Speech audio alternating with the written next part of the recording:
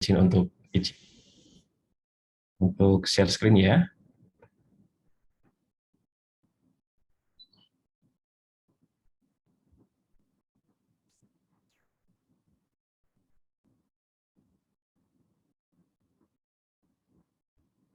Oke, teman-teman sudah bisa melihat gambar saya ya? Oke. Sudah, Mas. Baik. Teman-teman, jadi saya akan menceritakan tentang berkaitan dengan sosial media undercover gitu ya. Nah, ini kemarin Mbak Deka judulnya cukup menyeramkan bagi saya ya. Kalau undercover itu kan kesannya negatif gitu ya. Nah, tapi kemudian setelah saya cerna-cerna, oh ternyata ada beberapa hal yang ada sisi negatifnya, ada sisi positifnya gitu ya. Lalu kemudian beberapa yang saya nanti ceritakan itu lebih banyak ke Instagram gitu ya. Jadi kemarin saya sedikit ngobrol-ngobrol dengan teman-teman mahasiswa gitu ya. Ternyata memang teman-teman masih banyak yang menggunakan lebih banyak menggunakan Instagram gitu ya, walaupun sekarang juga ada TikTok juga. Nah, seperti itu.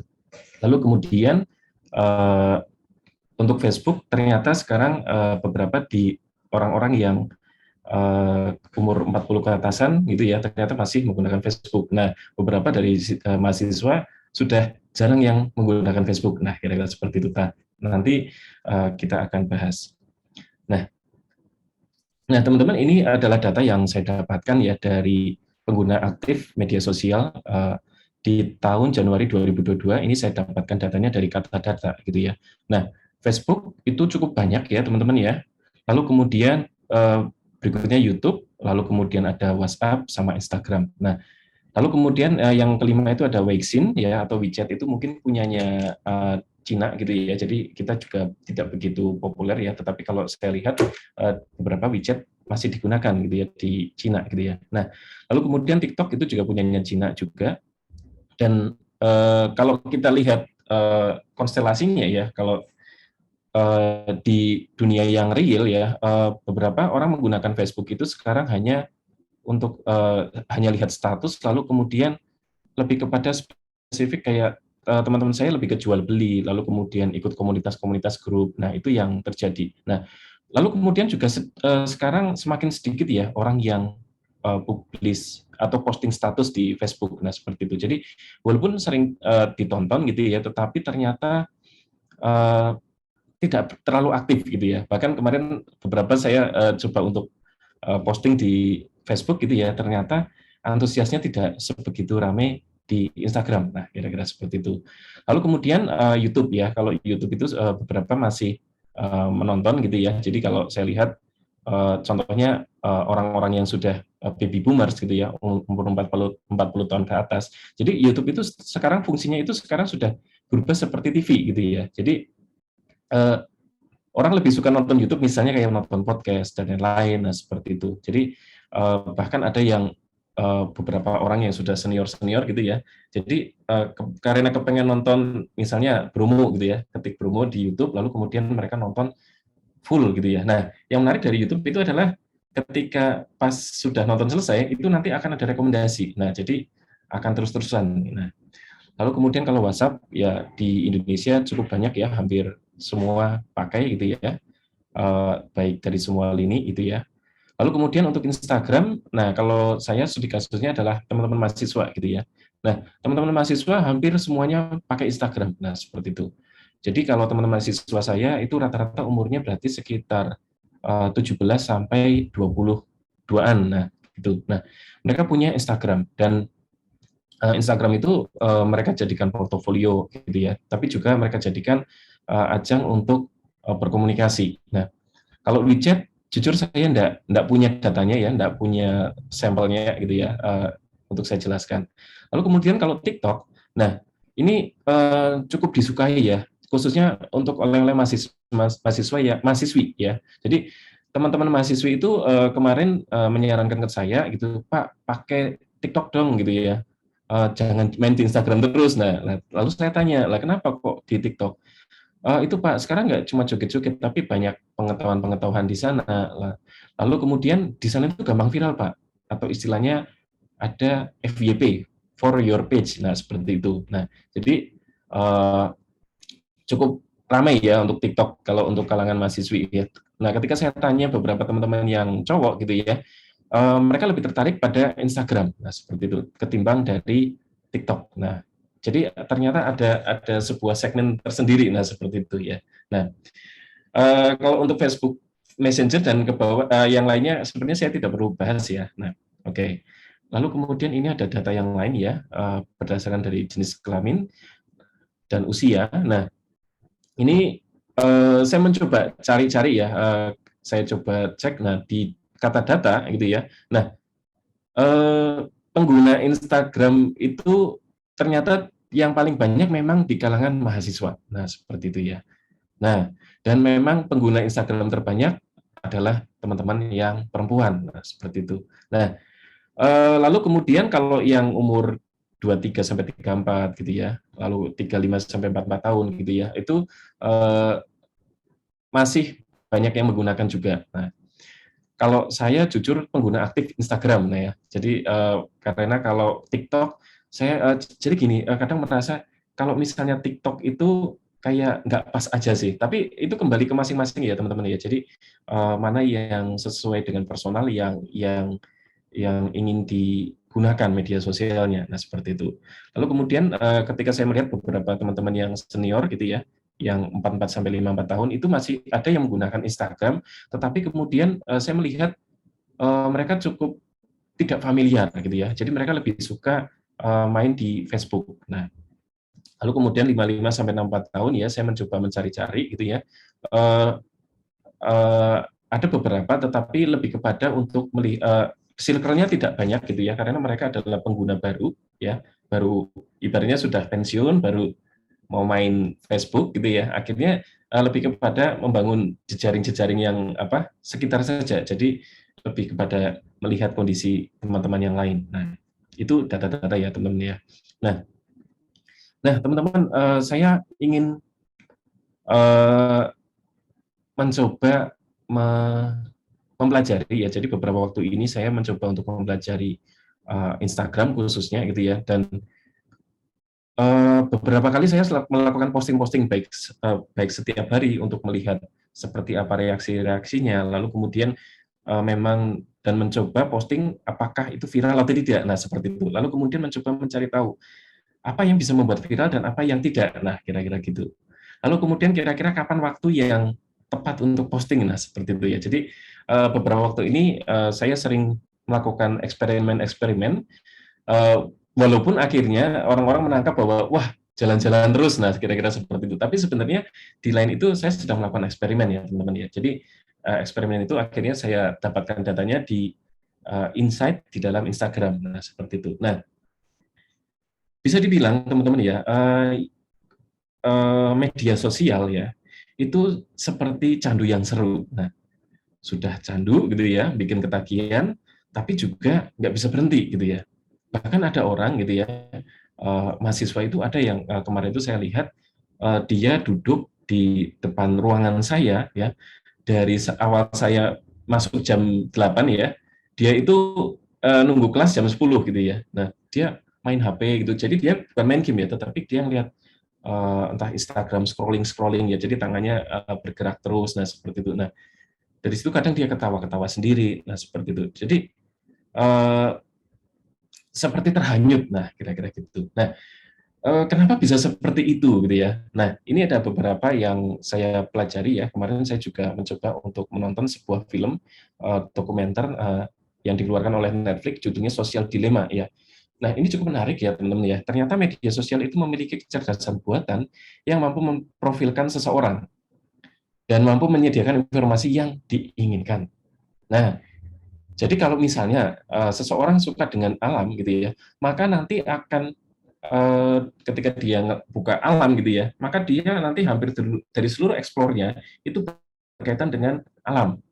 Lalu kemudian juga ada yang suka memasak gitu ya. Nah, ketika dia klik memasak gitu ya, maka dia akan nanti terus-terusan dia akan dibawa kepada explore yang lain yaitu tentang masakan. Nah, seperti itu. Nah, jadi itu yang terjadi. Jadi bahkan kayak teman-teman kalau sebenarnya mau melihat profil diri kita itu mudah kok gitu ya. Kita cukup lihat explore aja, explore yang ada di Instagram kita. Nah, di situ akan mengerti kecenderungan kita. Oh, ternyata kita suka terhadap alam, lalu kita suka terhadap teknologi, lalu kemudian kita suka sekali dengan contoh kayak kemarin.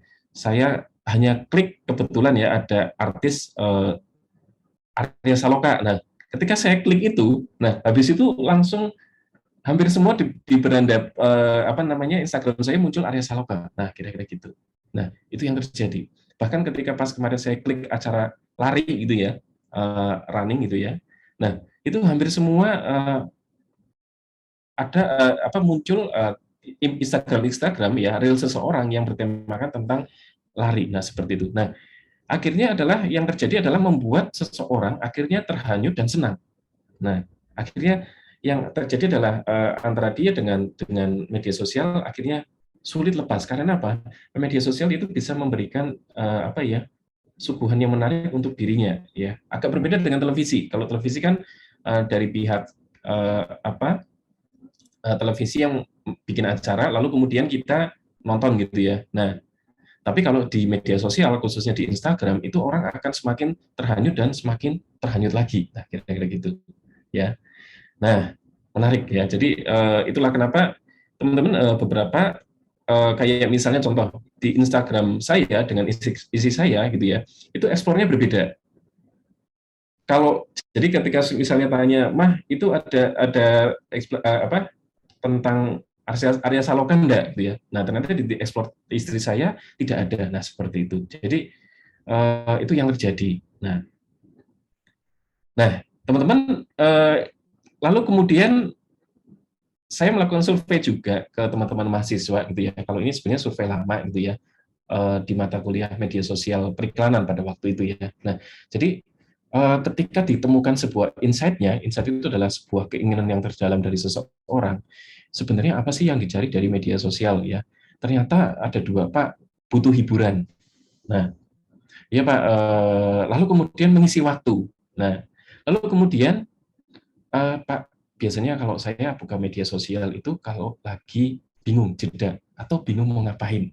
Nah, itu yang terjadi. Jadi kalau misalnya di kelas gitu ya, misalnya pas mereka lagi duduk-duduk di tangga. Nah, perbedaannya gini teman-teman.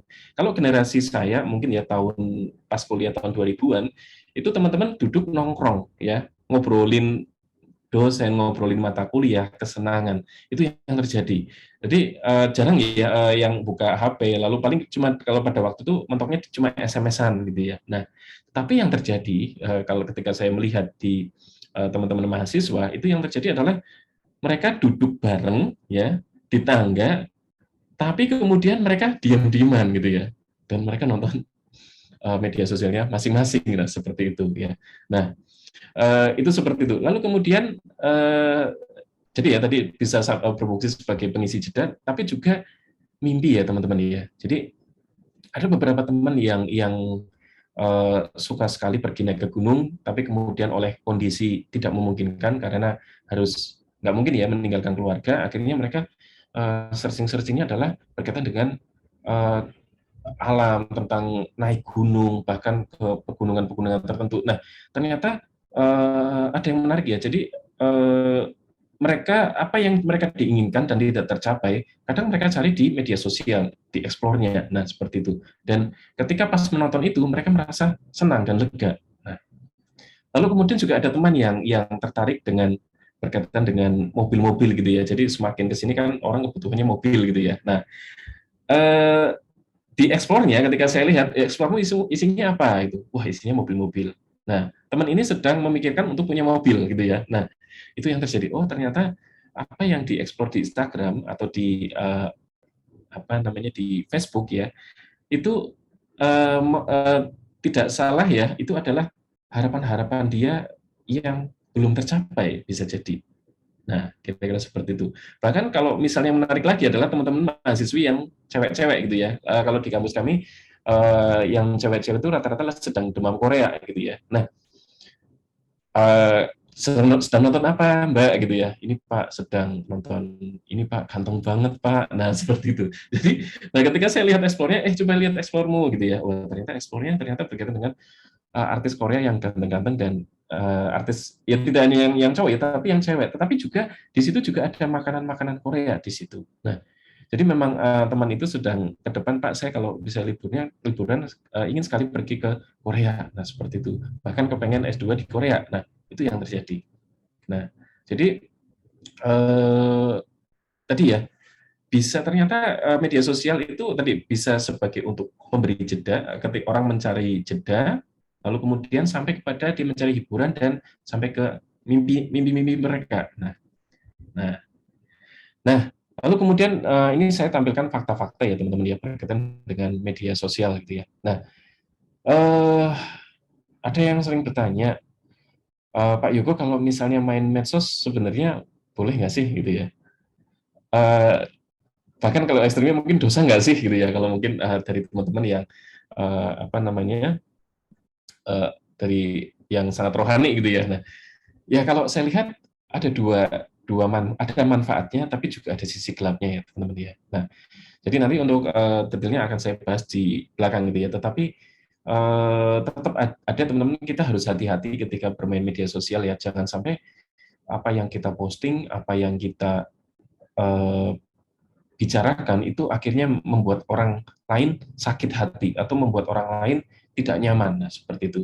Nah, lalu kemudian tadi ya fakta yang kedua adalah Instagram itu atau media sosial itu sebenarnya adalah gambaran diri kita yang sudah dipilih gitu ya. Nah, teman-teman, saya tahu benar tentang kami belajar tentang framing ya, tentang citra diri. Nah, di kampus kami gitu ya. Karena kami kampusnya desain komunikasi visual gitu ya. Nah, bagaimana menciptakan personal branding gitu ya, bagaimana kita supaya dikenal orang sebagai apa. Nah, itu ada hal khusus yang kami pelajari. Nah, seperti itu. Nah, dan ternyata benar teman-teman, ketika kita memposting sesuatu, saya percaya bahwa itu adalah posisi atau angle terbaik dari diri kita sebenarnya. Ya, jadi bisa jadi gini teman-teman, ya sering sekali ya teman-teman ya, kadang saya posting alam gitu ya. Nah, sebenarnya alam yang saya rekam gitu ya, itu tidak seindah yang teman-teman lihat. Nah, gitu ya. Nah, loh, kenapa kok diposting? Apakah itu berbohong gitu ya? Nah, ini pertanyaan yang menarik ya. Jadi karena gini, tidak juga karena gini, yang namanya media sosial itu kan kalau misalnya kita difokus di foto gitu ya. Nah, itu kan ukurannya kan sebenarnya 16:9 atau ukuran smartphone. Nah, berarti mau tidak mau kita harus mulai memilih mana yang harus kita framing dan mana yang kita tidak. Nah, dan itu kembali kepada karakter kita sebenarnya. Kalau misalnya kita arahnya lebih kepada ingin meresahkan orang gitu ya, ya sudah kita posting yang misalnya kalau pantai gitu ya, itu bagus sekali. Nah, kita mau ambil postingan yang gambar pantai yang kotor atau pantai yang indah. Nah, itu akhirnya kembali kepada diri kita. Nah, tetapi tetap teman-teman ya. Jadi postingan yang ada diri kita itu adalah sebenarnya apa yang ingin kita sampaikan. Nah, lalu kemudian, nah ini yang ketiga ya, akhirnya membentuk sebuah citra. Nah, jadi kadang gini, teman-teman mahasiswa itu selalu bertanya itu, Pak Yoko, apa sih rahasianya jalan-jalan terus gitu ya? Nah, sebenarnya jawabannya itu kembali kepada gini teman-teman. Memang orang lain melihatnya bahwa karena saya posting setiap hari gitu ya, akhirnya teman-teman melihatnya bahwa saya jalan-jalan terus. Nah, tapi ternyata tidak teman-teman. Akhirnya itu sebenarnya adalah foto yang saya rekam hanya di hari Sabtu dan Minggu, lalu kemudian saya ecer-ecer gitu ya. Nah, tapi tujuannya tadi untuk sebenarnya untuk lebih ke riset. Nah, akhirnya persepsi, tetapi orang yang tidak tahu gitu ya, itu akhirnya menilai saya adalah seorang yang suka jalan-jalan. Nah, kira-kira seperti itu. Nah, atau misalnya ada orang lain ya yang suka memasak. Nah, kayak posisinya masak terus. Nah, seperti itu. Nah, tetapi sebenarnya apa namanya? Itu hanya bagian kecil dari dirinya. Nah, kira-kira seperti itu. Nah, tapi tanpa disengaja itu akan menentukan orang lain bersikap terhadap diri kita. Nah, seperti itu. Nah, lalu kemudian yang keempat ya teman-teman ya, fakta media sosial yang keempat adalah Instagram itu bisa atau media sosial itu bisa menyebabkan ketagihan teman-teman. Karena tadi ya sudah saya singgung ya. Lalu kemudian penyebabnya adalah karena algoritmenya itu menuntun kita kepada apa yang kita sukai. Lalu kemudian kecenderungan tema itu bisa yang membuat kita terpolarisasi. Nah, ini teman-teman saya belajar dari seorang teman ya, pada waktu itu pas di Pilpres ya yang cukup ketat, yaitu pas zaman Pak Jokowi sama Pak Prabowo. Nah, ada yang menarik seperti ini teman-teman. Ada seorang teman yang dia sangat sekali dengan Jokowi, lalu kemudian ada seorang teman yang fanatik sekali dengan Pak Prabowo. Nah, kemudian saya melakukan sebuah percakapan dengan mereka, lalu kemudian saya mencoba untuk melihat dan minta sebenarnya ke mereka berkaitan dengan uh, uh, konten yang ada di Instagram mereka, ya, dan di Facebook mereka. Nah, seperti itu. Nah, yang menarik adalah konten seorang teman yang pro Jokowi, gitu ya, maka isinya tentang full Jokowi semua. Nah, lalu kemudian teman yang suka dengan Prabowo, isinya full ya ada ya Jokowinya, tetapi kebanyakan full tentang Prabowo-nya. Nah, akhirnya di situ terjadi sebuah polarisasi, teman-teman. Nah, jadi makanya tadi karena tadi algoritma yang dari Instagram itu apa yang dia sukai itu akan menuntun mereka ke sesuatu yang mereka sukai terus. Nah, akhirnya yang satu jadi mereka nggak ketemu, teman-teman. Nah, kira-kira gitu. Nah, ini juga yang terjadi ketika pas di pemilu di Amerika Serikat ya, antara Donald Trump dan Joe Biden ya. Nah, itu juga yang terjadi polarisasi itu terjadi karena salah satunya karena media sosial juga. Nah, kira-kira seperti itu. Nah, jadi saya nggak ngerti ya apakah pada waktu itu akhirnya dari pihak media sosial itu membuat sebuah kebijakan ya karena terjadi polarisasi yang cukup besar gitu ya. Nah, maka kemarin beberapa waktu yang lalu cukup sekitar 3 atau 2 bulan yang lalu, sepertinya Instagram itu mengubah explore yang ada di masing-masing orang gitu ya. Jadi kalau dulu itu full itu ya kalau misalnya saya suka sekali dengan lari gitu ya atau jalan-jalan ya, isinya itu terus. Nah, sekarang sudah agak sedikit tercampur dengan hal-hal yang disukai yang lain. Misalnya muncul kayak kemarin tiba-tiba saya nggak pernah buka X Factor gitu ya, tiba-tiba muncul itu gitu ya. Nah, jadi sepertinya Instagram mencoba atau media sosial mencoba untuk menyelipkan ya supaya memberikan tawaran sebenarnya. Nah, supaya tidak terlalu terjadi sebuah polarisasi sehingga orang nggak akan ketemu. Nah, itu. Nah, oke ya.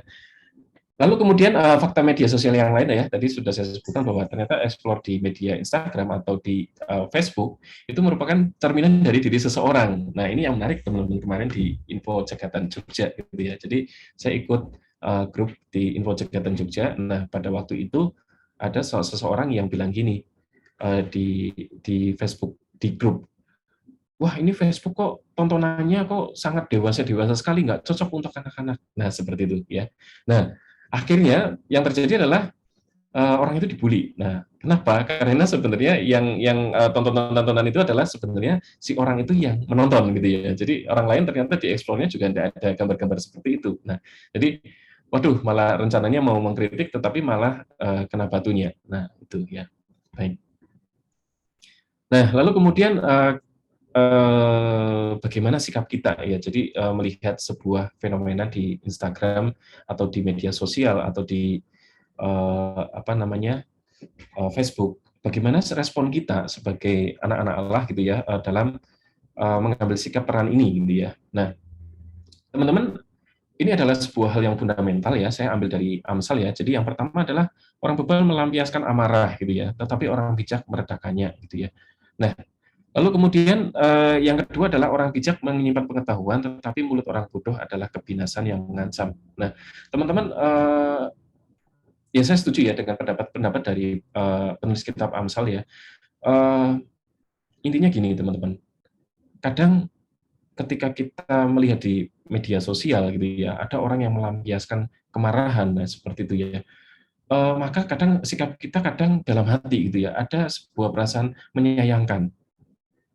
Kadang menyayangkan gini, eh, kalau misalnya sifatnya berkaitan dengan misalnya komunitas gitu ya, misalnya contohnya untuk kebaikan bersama itu tidak apa-apa. Tetapi kalau misalnya isinya tentang keluhan gitu ya, kadang dalam hati kecil saya itu menyayangkan. Waduh, mendingan jangan deh kalau misalnya posting berkaitan dengan perasaan atau membenci seseorang. Nah, saya menyarankan tidak. Nah, seperti itu. Mendingan disimpan saja gitu ya. Nah, karena sebenarnya memang tujuannya adalah kalau misalnya di media sosial sebisa mungkin adalah bagian kita adalah meredakan hal-hal yang sifatnya negatif. Nah, seperti itu. Nah, eh, ketika misalnya contoh ya, ketika misalnya kita lihat di beberapa di contohnya di Facebook ya, di Facebook. Di Facebook kan banyak sekali orang mudah sekali berpendapat. Nah, kenapa? Karena sebenarnya ada kolom komentar yang membuat apa yang Anda pikirkan. Nah, secara tidak langsung ya teman-teman di dalam sebuah ilmu desain ya, itu ketika ada sebuah kolom, pasti kita akan ada sebuah mekanisme dalam otak kita, aku pengen cerita tentang apa ya? Nah, seperti itu. Nah, kalau saran saya cerita apa saja boleh, tetapi kemudian jangan sampai kepada sesuatu yang sifatnya akhirnya malah membuat sebuah kondisi menjadi semakin memperkeruh. Nah, berharap kita dengan postingan kita itu minimal bisa meredakan sebuah situasi yang terjadi di lini media sosial kita, ya. Nah, kira-kira seperti itu. Lalu kemudian juga uh, di ayat yang lain ya, orang bijak menyimpan pengetahuan gitu ya, tetapi mulut orang bodoh adalah kebinasaan yang mengancam. Nah, seperti itu ya. Nah, eh, nah ketika kita mencoba untuk menangkap, kita memiliki pengetahuan gitu ya, tidak ada salahnya kok kita apa namanya membagikan itu gitu ya, menceritakan tentang hal itu. Nah, sehingga orang lain jadi belajar sesuatu. Nah, jadi eh, intinya posisi kita sebenarnya di dalam dunia permedia sosialan ya, itu kalau bisa menjadi sebuah penengah gitu ya, atau menjadi menetralisir. Karena teman-teman banyak sekali ya di luar sana itu hal-hal yang sifatnya itu bisa memperkeruh suasana ya, membuat sebuah suasana jadi tidak kondusif. Nah, nah ini PR teman-teman ya dan saya sebenarnya. Jadi bagaimana kita harus bersikap bijak ya, tahu mana yang perlu diposting, mana yang tidak. Lalu kemudian kalau bisa postingan kita memberikan ketenangan atau memberikan informasi atau sebuah pengetahuan ya. Nah, kira-kira seperti itu. Nah, itu yang harus kita pegang.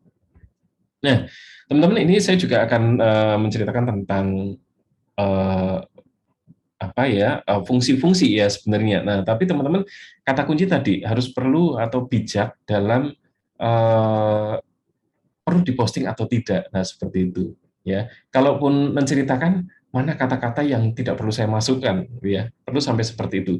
Bahkan kadang ketika saya posting saya mikirnya lama sekali gitu ya. Jadi, duh kata-katanya apa ya?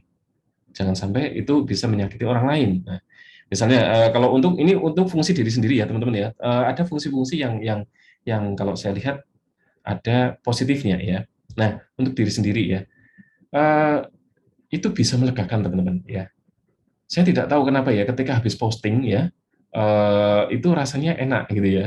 Ketika misalnya saya melihat, contoh gini, saya suka sekali dengan alam, saya suka sekali melihat pemandangan, bahkan bahkan ketika pagi jalan-jalan, wah bagus banget nih gitu ya. Terus kemudian kadang dalam hati gini, masa cuma tak simpen gitu ya. Nah, terus akhirnya kadang memikirkan, waduh, ya sudahlah saya coba posting. Kira-kira kata-katanya apa ya yang tepat ya supaya orang-orang bisa merasakan apa yang saya bisa lihat. Nah, seperti itu. Nah, lalu kemudian akhirnya, tapi teman-teman ternyata ketika kita sering memposting sesuatu, itu akhirnya membentuk sebuah eh, profil ya teman-teman ya. Jadi ekspresi, jadi postingan-postingan itu ternyata membentuk sebuah ekspresi diri yang tadi melegakan. Bahkan teman-teman kalau misalnya kita belajar tentang desain gitu ya, tentang lukisan-lukisan di zaman dahulu gitu ya. Contohnya di Gua Lascaux di Prancis gitu ya. Nah, ternyata ada lukisan-lukisan yang ditempel di gua-gua itu ternyata adalah sebuah ekspresi bagaimana orang itu merindukan sang pencipta. Nah, mengagumi sang pencipta. Akhirnya mereka membuat sebuah gambaran-gambaran yang indah. Nah, seperti itu. Nah, jadi eh, nah teman-teman ya, nanti nanti silakan kalau misalnya memang sebuah media sosial itu melegakan, tidak ada salahnya Anda posting. Dan ini sangat menolong sekali untuk orang-orang yang introvert gitu ya, atau orang-orang yang melankolis ya. Ini akan menolong dia. Jadi lebih lega, lebih plong, nah seperti itu. Nah, lalu kemudian untuk fungsi yang kedua untuk keluarga. Nah, ini yang sering saya lihat gitu ya. Nah, khususnya Facebook ya, Facebook dan Instagram Story ya, kadang mengingatkan kita itu misalnya 11 tahun yang lalu. Wah, ternyata 11 tahun yang lalu saya masih kurus. Nah, seperti itu ya. Atau misalnya 11 tahun yang lalu, oh ternyata saya dulu hidupnya susah sekali, nah gitu ya.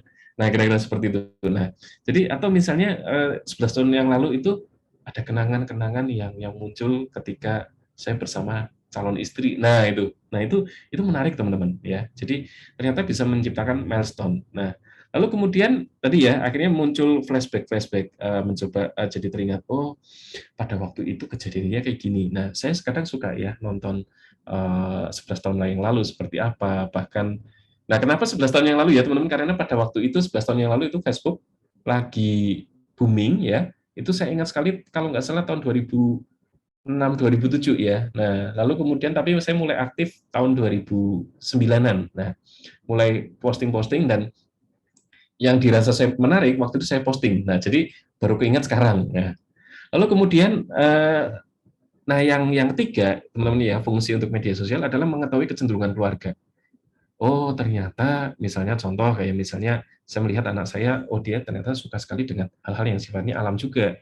Lalu kemudian dia suka sekali hal-hal yang sifatnya gambar. Nah, kira-kira seperti itu. Lalu kemudian kalau saya melihat orang yang lain gitu ya, keluarga yang lain, oh ternyata kakak ini suka sekali memang cerita tentang jualannya. Nah, kira-kira gitu. Nah, jadi kita akan mengerti kecenderungan-kecenderungan keluarga. Nah, ini menarik ya kalau misalnya seorang bapak gitu ya bisa melihat uh, media sosial dari anak-anaknya gitu ya. Jadi bisa ngerti, oh ternyata anakku sekarang perkembangannya sudah sampai seperti ini. Dan itu bisa menjadi sebuah topik ketika bertemu. Gimana tadi ngisi ngisi acaranya, nah seperti itu. Oh lancar Pak, nah seperti itu. Jadi ternyata media sosial itu bisa menjadi sebuah uh, kita mengetahui kecenderungan keluarga, tetapi juga bisa menjadi bahan untuk obrolan. Nah, kira-kira seperti itu. Nah, lalu kemudian untuk sosial. Nah, sosial ini saya tertolong sekali ya dengan Instagram ya dan Facebook untuk menjalin kerjasama dengan mahasiswa dan alumni. Nah, seperti itu. Jadi ternyata media sosial itu bisa mampu menciptakan engagement. Engagement itu kalau di Indonesia kan menciptakan ikatan lah ibaratnya ya. Nah, jadi bagaimana media sosial itu akhirnya ketika misalnya alumni yang sudah lulus, kemudian saya posting kampus gitu ya, tiba-tiba, waduh Pak, kangen kampus. Nah, dari situlah akhirnya terjadi sebuah percakapan-percakapan yang gimana nih, kamu mau jadi pembicara nggak? Atau misalnya, gimana kamu sekarang kerja di mana, mengerjakan proyek apa? Nah, itu terjadi sebuah engagement. Lalu kemudian misalnya, Pak, bagikan dong info magang ke adik-adik. Nah, itu yang terjadi teman-teman. Jadi saya tertolong sekali dengan media sosial. Ternyata di situ akhirnya komunitas antara alumni dengan mahasiswa itu bisa jalan. Ya.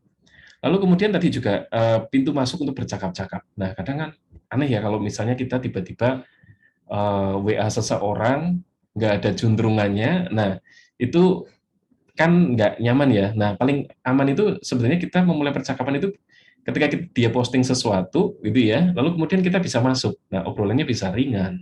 Jadi kita apa ya? Jadi nggak terlalu butuh, tetapi hanya butuh ngobrol aja. Nah, kira-kira gitu. Dan itu bisa jadi pintu masuk. Nah, yang saya alami adalah ketika saya posting ya, posting Instagram Story atau Facebook. Nah, yang menarik adalah kadang ada inbox-inbox yang masuk ya. Nah, itu isinya teman-teman mahasiswa rata-rata gitu ya. Tanya kabar Pak, gimana kabar kampus? Nah, dan lain-lain. Nah, jadi ternyata saya merasakan betapa apa namanya ya, kemudahan-kemudahan yang dihasilkan dari media sosial. Lalu kemudian bisa menjadi referensi gitu ya. Jadi kadang saya memfollow alumni-alumni ya yang sudah ada. Nah, itu bisa menolong, oh ternyata sekarang dunia website sampai seperti itu, atau misalnya dunia desain freelancer itu sudah kayak gitu toh. Nah, jadi setiap orang ternyata sudah bisa kerja di Jerman tapi kerjanya tetap di Jogja. Nah, seperti itu. Nah, jadi ada wawasan yang saya dapatkan. Lalu kemudian juga yang menarik ya, teman-teman, ini kadang saya melihat ada quotes-quotes ya. Jadi kata-kata yang kadang diposting oleh seseorang ya, atau bisa bentuknya omongan atau tulisan, dan itu kadang bisa, oh iya benar juga ya. Nah, seperti itu bisa bisa ada teman atau memulihkan. Nah, kadang sampai seperti itu. Jadi ada dari sisi sosial, media sosial bisa untuk healing juga. Nah dari situ sebenarnya akhirnya saya berangkat teman-teman. Jadi wah ternyata saya ingat sekali waktu itu ada seorang teman yang suaminya baru meninggal gitu ya.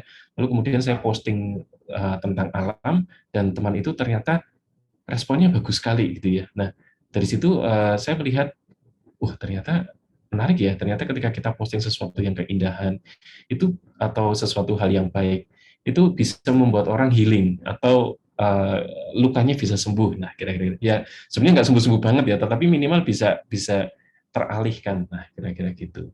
Nah jadi ini fungsi-fungsi yang saya tangkap.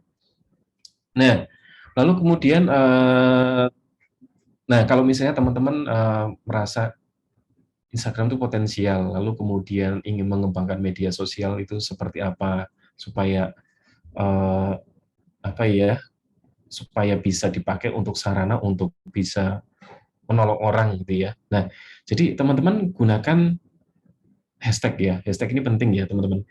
Saya sering sekali menjumpai beberapa postingan yang sangat bagus ya. Kemarin tuh saya lihat ada beberapa gambar-gambar alam gitu ya, itu bagus sekali. Tetapi kemudian yang view sedikit.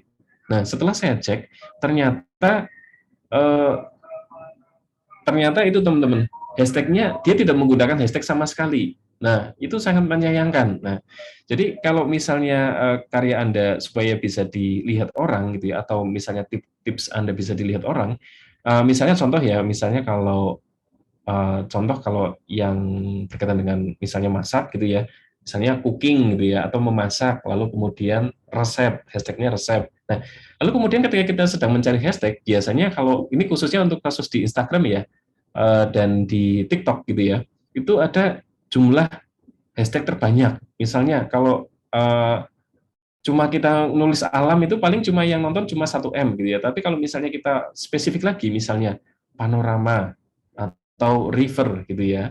Nah, itu ternyata ketika hashtagnya banyak kita pakai, nah itu ternyata menolong orang akan nonton video Anda. Nah, seperti itu. Bisa sangat cepat teman-teman. Bisa jadi kayak kemarin tuh saya coba pakai hashtag yang tepat gitu ya.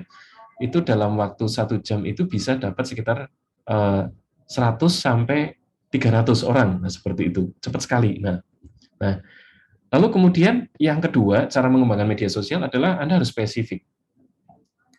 Instagram itu biasanya nanti punya algoritma yang menarik ya. Ketika kita selalu posting hal-hal yang sama, ya, itu nanti akan dijadikan rekomendasi untuk ditonton. Nah, ada seseorang ya, yang dia itu hanya hobinya memotret kambing, ya, tapi kambing hutan gitu ya. Nah, itu isinya di dalam Instagram itu kambing hutan semua ya. Tetapi teman-teman saking spesifiknya dia, maka yang nge-follow dia tuh banyak, lalu kemudian yang nge-view atau yang menonton itu juga sangat banyak, sampai ribuan teman-teman.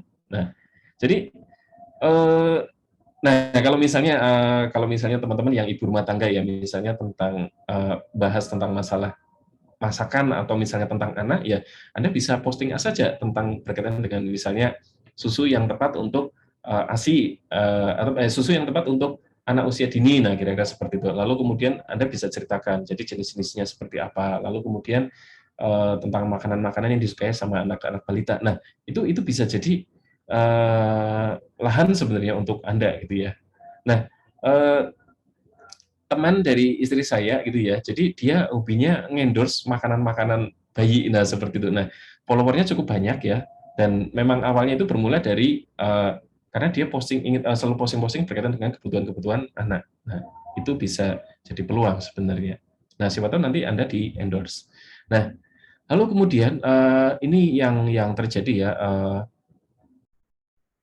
Dulu pernah ada sebuah postingan, jadi waktu itu saya untuk followernya tidak banyak karena waktu itu saya mikirnya yang penting saya posting orang lain senang sudah selesai gitu ya. Jadi saya tidak pernah berpikir untuk followernya jadi banyak atau jadi viral. Nah, lebih kepada entertain atau hiburan. Nah, pada suatu saat kemarin itu ada 17 Agustus ya, teman ya, saya posting sebuah hal yang menjadi sebuah kelucuan gitu ya di lingkungan RT. Nah, wah ini seru ini, gimana teman-teman tak posting deh, teman-teman RT tak tanyain, postingan gitu ya, saya posting, apa yang terjadi teman-teman?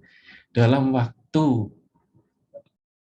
nggak ada nggak ada nggak ada setengah jam teman-teman, itu sudah 400 view ya, banyak sekali yang nonton. Nah, hashtagnya itu waktu itu saya pakai pitulasan Dirgahayu HUT RI nomor 17, terus kemudian Indonesiaku, saya lupa ya hashtagnya apa, tetapi hashtagnya yang relate dengan acara itu ya. Nah, akhirnya teman-teman sampai sekarang yang nonton itu ada sekitar kalau nggak salah ya itu ada sekitar hampir 30 M ya, 30 juta gitu ya. Nah, itu saya nggak nyangka, dan bahkan sampai notifikasi like-nya itu sampai per second gitu ya. Saya akhirnya sampai saya mematikan notifikasi. Nah, seperti itu.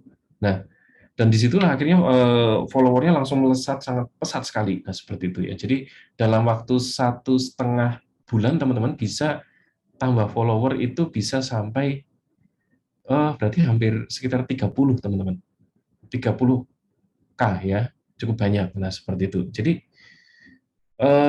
nah, tapi teman-teman yang menarik adalah di situ semakin followers semakin bertambah, kita harus semakin bijak. Akhirnya mulai saya melihat ada beberapa orang-orang yang follow itu ternyata mereka pakai follow foto-fotonya orang lain, gitu ya, pakai foto-fotonya orang lain, bahkan mulai apa direct direct message yang masuk atau pesan-pesan yang masuk, dan kita harus ngecek dulu ya teman-teman ya, harus ngecek dulu orang ini asli atau tidak. Nah, seperti itu. Nah, jadi ternyata juga ada banyak sekali orang-orang yang apa ya, bukan hanya orang Kristen ya, tapi ada orang-orang yang kalau saya lihat di postingannya fanatik sekali. Nah, seperti itu. Nah, jadi di situ saya mulai hati-hati teman-teman ya. Jadi nggak nggak bisa seleluasa seperti dulu. Nah, kira-kira seperti itu. Nah, lalu kemudian saya ingin menyampaikan beberapa sisi gelap dari media sosial, dan ada yang ringan dan ada yang berat. Nah, gitu ya. Nah, ini yang terjadi ya. Kalau ini saya harus jujur-jujuran gitu ya. Nah, ketika pas awal-awal Agustus itu kan mulai berkembang ya jadi media sosial saya. Nah, jadi akhirnya itu energinya juga habis ternotis pada sosial media, teman-teman. Jadi akhirnya ketika pas lagi waktu bersama gitu ya dengan anak dengan istri, itu bisa kualitasnya juga jadi nggak bagus gitu ya. Ketika biasanya kami pergi keluar ngobrol-ngobrol, ini kok jadi saya buka HP terus gitu ya. Waduh, ini ada yang salah ini. Nah, karena apa? Eh, karena tadi ada yang komen dan lain-lain. Nah, ternyata itu cukup mengalihkan energinya. Nah, lalu kemudian eh, saya melihat ya kemarin ya teman-teman ya, ketika saya mencoba untuk, kalau sekarang saya sudah bertobat ya, sudah insaf gitu ya, sudah nggak terlalu mikir gitu ya Instagram atau Facebook.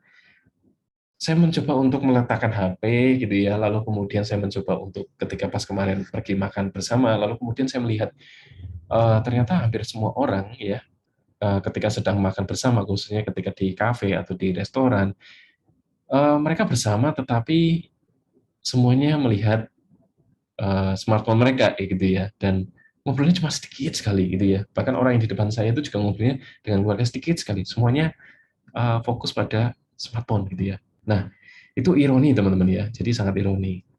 Nah, ya kalau bisa memang memang ya akhirnya saya setuju ya ketika pas sedang kumpul bersama keluarga, akhirnya sebaiknya sosmed dibalik aja deh gitu ya, HP-nya dibalik lah, atau nggak usah dinyalakan gitu ya. Nah itu.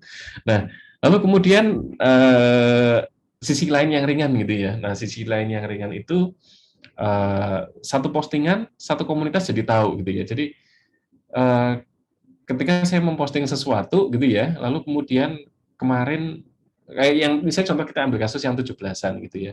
Saya posting acara 17-an, lalu kemudian ketika teman-teman kampus datang gitu ya tanpa tedeng aling-aling langsung, gimana pitulasannya, lancar nggak yang lomba ini gitu ya. Nah, seperti itu. Jadi oh ternyata hampir semua kampus, teman-teman kampus itu tahu gitu ya. Nah, bisa sampai seperti itu. Nah, jadi makanya kita juga harus tepat juga berarti kalau posting ya. Jadi karena tadi akan menghasilkan citra-citra baru ya. Lalu kemudian juga uh, postingan juga akan menjadi bahan kepo kehidupan orang lain. Nah, seperti itu ya. Jadi itu gimana sih kondisinya sekarang? Coba lihat Instagramnya atau lihat Facebooknya. Nah, seperti itu. Jadi itu adalah sisi-sisi lain ya. Jadi di sini saya melihat bahwa Instagram itu memang cerminan diri kita pada akhirnya gitu ya. Tapi kadang bisa jadi cerminan keliru kalau misalnya kita postingnya juga salah waktu ya.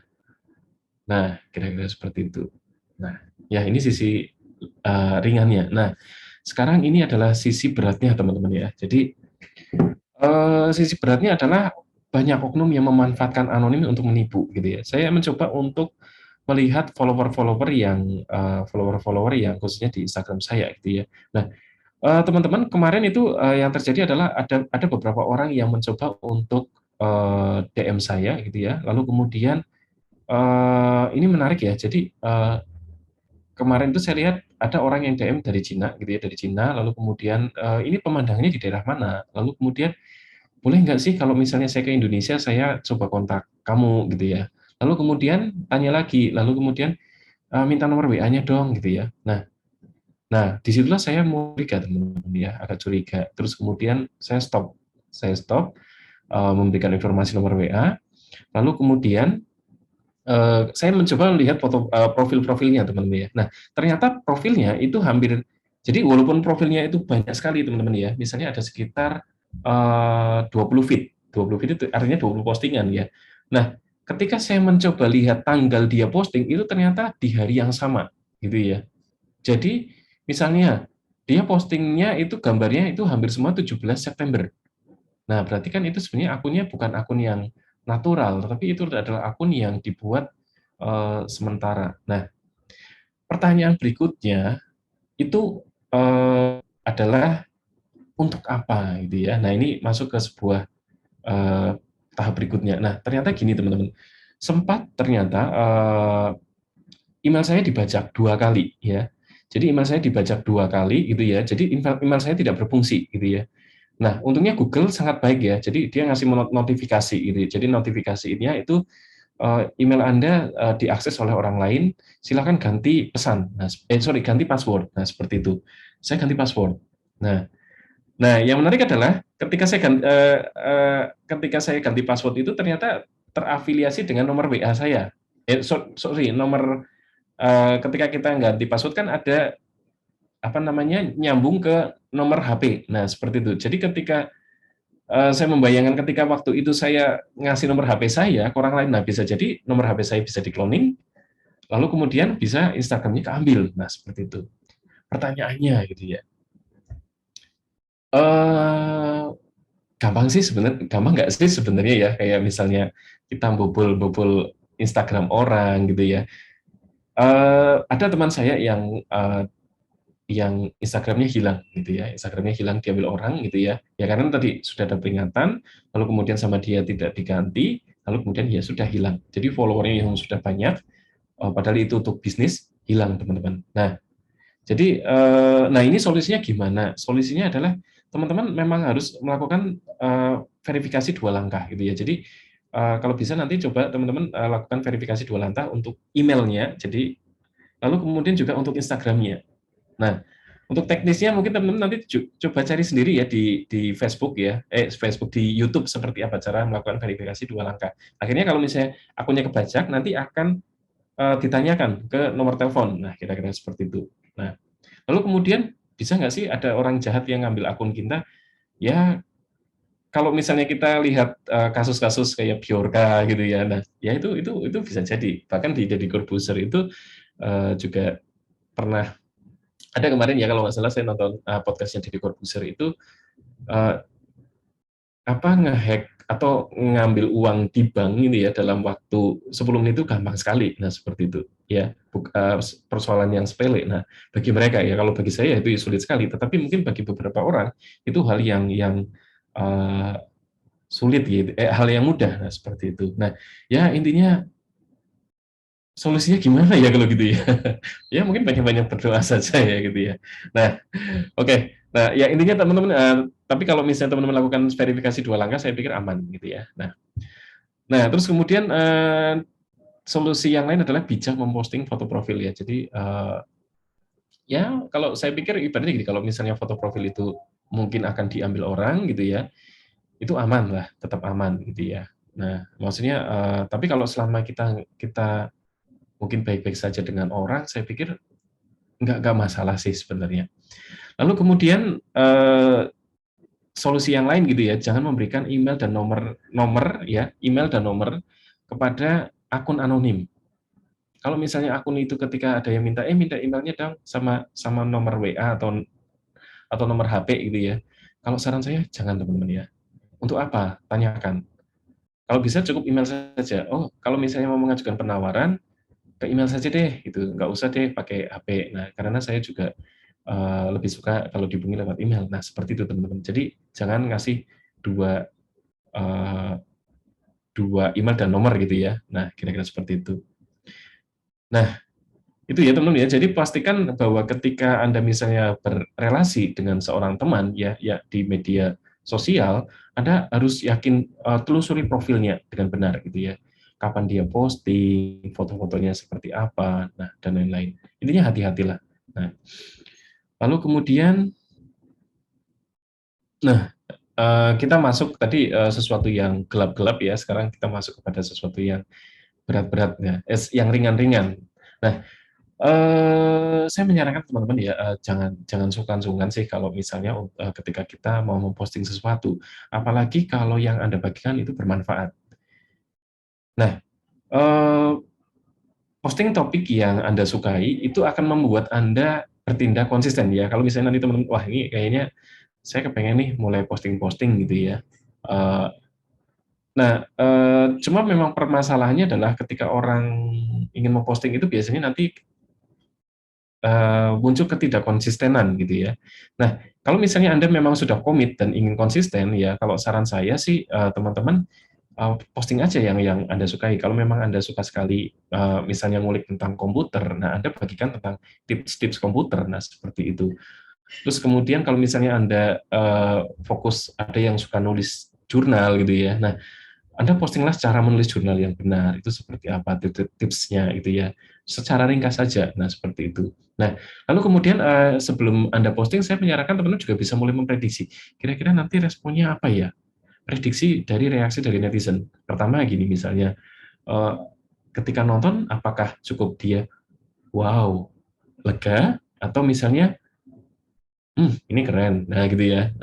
Atau misalnya, "Wah, aku belajar banyak nih." Nah, seperti itu. Atau misalnya, akhirnya membuat orang itu jadi, terrefleksi. Nah, seperti itu. Waduh, benar juga kata-katanya. Nah, jadi, eee, nah tadi ya, ketika saya bilang, bijak itu artinya juga saya pikir juga teman-teman juga harus mulai memikirkan reaksi apa yang kira-kira akan didapatkan dari netizen. Atau, maaf, netizen itu nanti akan bereaksi apa ya? Nah, itu perlu perlu kita pikirkan.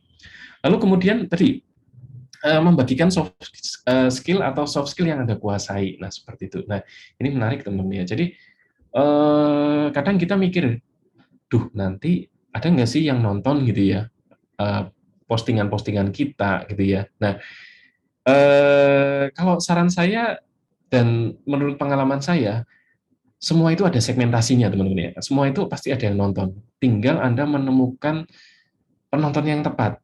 Nah, ini yang menarik ya. Jadi ternyata saya melihat follower-follower saya itu bukan orang Indonesia, teman-teman. Tetapi kebanyakan itu adalah orang dari Brasil ya, itu hampir 25% dan dari India. Nah, itu akhirnya membuat saya tertarik, loh, kok rata-rata orang India sama Brasil. Lalu kemudian saya searching. Oh ya, teman-teman, yang saya posting itu biasanya tentang alam ya, tentang alam, dan itu sebenarnya dekat-dekat rumah ya, tentang alam dan saya memang suka. Nah, ketika saya melihat ternyata kondisi geografis Brasil, lalu kemudian kondisi geografis India itu ternyata sangat padat dan tidak seperti yang kita pikirkan gitu ya. Ternyata sangat padat dan juga eee, ya, tidak tertata gitu ya. Nah, seperti itu. Dan alamnya juga ternyata juga walaupun ada gitu ya, tetapi tidak begitu, terawat. Nah, jadi saya melihat akhirnya, oh ternyata memang di sana akhirnya orang-orang merindukan ternyata, merindukan, sebuah kondisi yang tenang, damai, nah seperti itu. Alam yang sejuk, nah kira-kira gitu. Nah, lalu kemudian yang menarik lagi adalah yang follow saya adalah rata-rata umurnya adalah umur 34 ya, 34 sampai 50-an gitu ya. Oh ternyata orang-orang yang sedang bekerja stres-stresnya gitu ya, lalu kemudian memang butuh refreshing gitu ya. Nah, Oh iya, akhirnya saya belajar. Oh ya, memang memang kebetulan kan waktu itu saya melihat ya mungkin memang kondisi-kondisi orang yang seumuran saya itu memang sedang repot-repotnya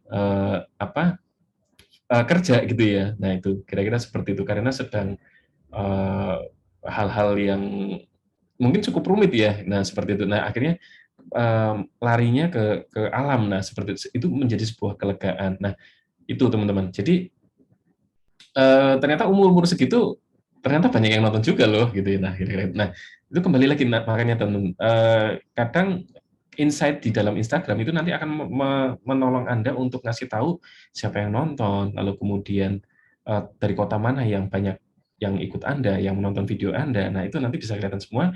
Akhirnya di situ akan melihat segmentasi Anda sebenarnya kalau kita ranah kalau misalnya media sosial untuk apa namanya untuk lebih ke follower itu lebih kayak apa, nah kira-kira gitu.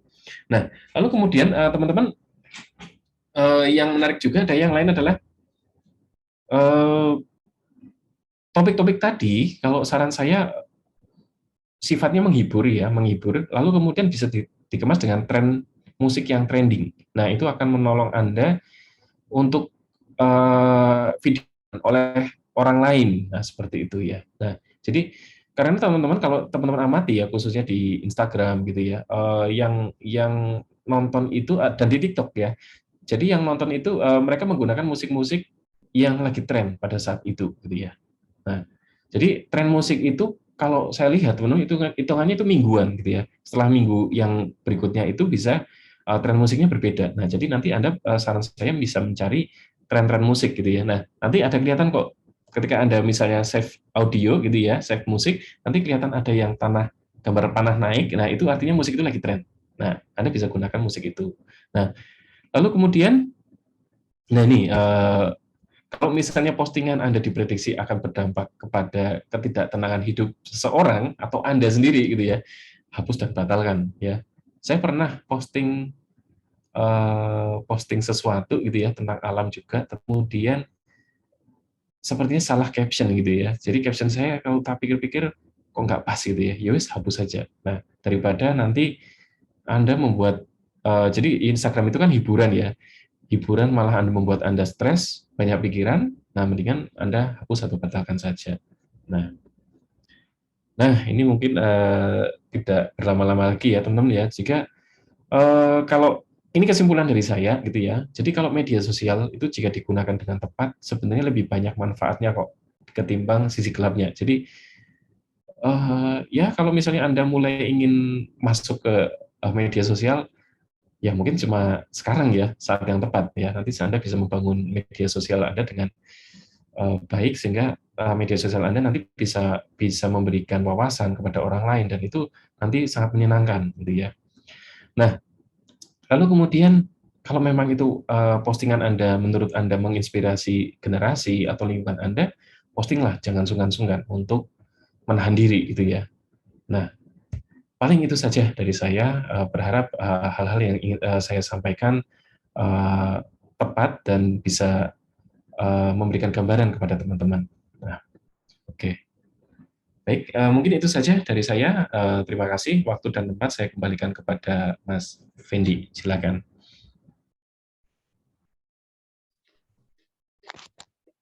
Ya, terima kasih Mas Yogo untuk penyampaiannya. Ya. Dan teman-teman kalau misalkan ada pertanyaan, ya teman-teman bisa langsung nanti bertanya dengan membuka mute-nya ya, atau nanti ngetik di chat ya. Nah, di sini ada dua ini Mas Yogo. Yang pertama dari Mas Panu ya, tapi ini sharing ya. Di perusahaan teman saya bekerja ada beberapa karyawan yang ditegur karena kurang bijak menggunakan media sosial ya. Jadi contohnya ada head speech, kemudian mengupload foto-foto perusahaan ya dan lain-lain ya. Nah ini dan lain-lain ini kayaknya yang lebih menegangkan ini kayak. Nah, kemudian yang kedua dari Pendeta Denny, ya ini ada pertanyaan ini Mas Yogo. Saya jarang posting di media sosial, apakah tetap baik? Ya monggo Mas Yogo. Aduh, ini Pak Pendeta yang tanya ya. Ya udah apa-apa sih. Jadi kalau boleh nggak sih ya gitu ya. Jadi kalau kalau kalaupun nggak posting juga baik sih Mas Denny gitu ya. Tapi kalau misalnya Anda punya kan biasanya kalau Pak Denny itu kan punya hal-hal yang ingin dibagikan gitu ya. Nah, kalau misalnya kita ingin menjangkau orang lebih luas lagi, saya pikir tidak ada salahnya kok kita kita posting gitu ya. Jadi kadang kadang saya suka sekali, misalnya gini, saya suka sekali kadang melihat sebuah postingan-postingan yang berasal dari salah seorang pendeta gitu ya, yang kadang kata-katanya itu menguatkan gitu ya. Nah, terus kemudian kalau misalnya di situ kalau kita menyasar ke ranah yang lebih luas lagi, saya pikir enggak masalah sih Mas Denny, enggak apa-apa gitu ya. Tapi kalau saran saya, kalau misalnya memang Mas Denny punya sesuatu yang ingin diungkapkan untuk khalayak yang lebih luas lagi, nah nggak ada salahnya sih. Kalau saya sih paling cuma bisa menjawab itu Mas Denny.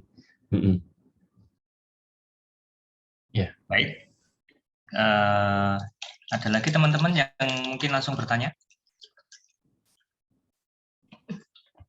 Adakah yang mau bertanya? Ya. Oh ya, ini juga Mas Pandu ya. Saya setuju ya. Jadi ada beberapa kayak tempat ya, memang perusahaan yang memang tidak boleh memposting apa namanya, apalagi yang berkaitan dengan sifatnya rahasia perusahaan atau letak perusahaan gitu ya. Karena memang itu akhirnya bisa tadi ya bisa menjadi polemik bagi diri internal perusahaan tersebut, bahkan pesaing. Kayak kemarin itu saya pergi ke Intan Pariwara, ada aturan yang menarik ya. Jadi tidak boleh posting apapun yang ada di kantor itu gitu ya. Nah, seperti itu. Jadi kalau memang itu memang tidak boleh, saya pikir jangan gitu ya. Memang kalau memang itu hobi kita, menyangkut hobi kita yang di luar kantor, saya pikir kalau itu sih masih aman-aman saja sih kalau menurut saya Mas Pandu. Ya. Ya, oke. Baik, ada lagi teman-teman yang ingin bertanya ke Mas Yugo? Ya, saya bisa bertanya Mas Fendi. Ya, monggo. Ya. Oh, jadi begini ya Mas Yugo ya. Jadi yang saya lihat sih begini, beberapa teman saya sih bukan termasuk yang aktif sekali dan mengupload sesuatu ataupun berreaksi lah di medsos gitu. Tetapi juga ada beberapa teman yang memang dia sangat aktif, tetapi itu sangat-sangat positif di ini untuk membranding diri dia. Pada akhirnya di perusahaan dia pun juga secara karir pun terpengaruh dengan hal tersebut begitu. Bagaimana dia dapat spotlight yang semakin banyak di media sosial, dia bagus, dia selalu positif dan hal-hal yang sangat menarik begitu yang dia tampilkan di media sosial. Nah, sedangkan di dalam kehidupan dia, saya tahu tidak serta-merta seperti itu terus-menerus begitu ya. Jadi yang namanya hidup pasti ada naik turun, ada apa sesuatu, tetapi citra yang dia tampilkan di media sosial itu luar biasa begitu. Dan itu kalau di kami mungkin di beberapa di beberapa AFU perusahaan kami sih memang ada beberapa seperti artis perusahaan gitulah yang pada akhirnya mereka jadi jadi ambasador gitu ya. Nah, itu pun juga beberapa orang seperti itu begitu. Nah, sedangkan di bahasan kita tadi kan sebenarnya bagaimana medsos itu menjadi seolah-olah gambaran diri kita, citra diri kita begitu. Nah, dalam hal ini kan secara tidak langsung di saat-saat tertentu ini ya mungkin berbohong gitu ya di media sosial dan dengan apa yang sedang kita alami. Tapi itu itu jadi tuntutan diri, jadi tuntutan lingkungan gitu. Nah, bagaimana bersikap untuk hal yang seperti itu begitu? Karena saya rasa di titik-titik tertentu emang diperlukan sih gitu membranding diri di media sosial. Kemudian ngamen di media sosial itu juga sangat-sangat perlu begitu di titik-titik tertentu. Mungkin bisa sharing Mas Yugo kalau ini ada pengalaman yang bisa disaringkan. Terima kasih Mas Yugo, itu aja Mas. Mas Pandu, ya itu menarik sekali ya. Jadi memang saya tadi sempat cerita di awal itu memang media sosial itu bisa membangun citra diri dengan tepat, bisa membangun citra diri karena itu sebenarnya adalah tampilan terbaik orang pada saat itu gitu ya. Nah, dan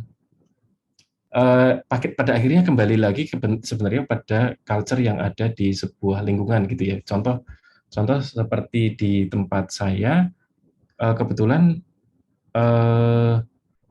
teman-teman jadi kalau misalnya di desain komunikasi visual itu adalah yang menarik adalah beberapa teman-teman dapat job itu dari media sosial bahkan gitu ya. Nah, dari situlah akhirnya teman-teman memang akhirnya tertolong sekali dengan media sosial untuk membangun citra dirinya. Misalnya lebih spesifik, ada yang memang dia jago gambar gitu ya, kalau sebaiknya karyanya diunggah untuk dia mendapatkan klien, nah seperti itu. Nah, tapi kalau memang ada beberapa di perusahaan tertentu yang memang kalau saya pikir kayaknya kalau posting itu jadi tidak tepat gitu ya mendingan akhirnya nggak usah, nah seperti itu ya. Jadi walaupun memang beberapa orang memang akhirnya secara citra berhasil gitu ya, dikenal sebagai apa gitu ya, tetapi sebenarnya kehidupannya nggak kayak gitu ya. Nah, tapi sebenarnya benar-benar juga teman-teman, kayak misalnya kayak sah-sah saja ya, kayak misalnya kayak kadang saya misalnya posting, misalnya saya dapat gambarnya alam gitu ya, misalnya dapat gambarnya alamnya tuh minggu kemarin ya gitu ya, lalu kemudian saya postingnya baru minggu berikutnya, nah kira-kira seperti itu. Nah, kalau saya pikir itu tidak begitu masalah asal kita tidak mencoba untuk berbohong, wah hari ini cerah sekali, nah seperti itu gitu ya. Tapi kalau misalnya itu hanya hanya sebuah informasi, saya pikir di tempat ini ada loh misalnya kafe yang menarik atau tempat yang menarik, nah seperti itu sih. Jadi tapi saya setuju ya Mas Pandu, kalau misalnya memang sebuah tempat perusahaan kita atau memang sebuah atau lingkungan kita itu posting terlalu banyak juga nggak bagus untuk untuk diri kita. Saya pikir memang perlu bijak untuk sepertinya tidak. Nah, kira-kira gitu. Paling itu saja sih Mas Pandu. Ya, terima kasih Mas Ito. Sama-sama Mas Pandu. Baik, terima kasih Mas Pandu yang sudah bertanya. Ada lagi teman-teman yang ingin bertanya? Masih adakah?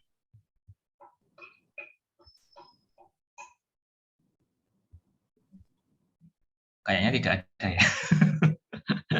Baik, kalau tidak ada, kita akan meresponi firman Tuhan yang sudah kita dengarkan dari Mas Yogo.